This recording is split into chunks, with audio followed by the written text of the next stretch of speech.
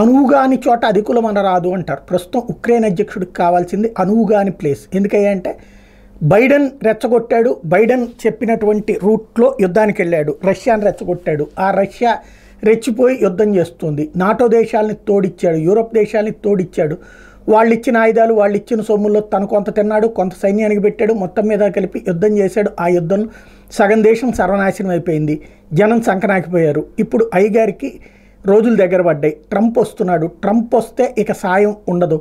ఈ నేపథ్యంలో ట్రంప్ని కన్విన్స్ చేసుకోవడానికి ప్రయత్నిస్తున్నాడు, అట్లాగే ఉపాధ్యక్షుడు కన్విన్స్ చేసుకోవడానికి ప్రయత్నిస్తున్నారు. ఆ ఇద్దరూ కూడా ఖచ్చితంగా ఉక్రెయిన్ విషయంలో పక్కకి వెళ్ళిపోయేటటువంటి పరిస్థితి ఉంది.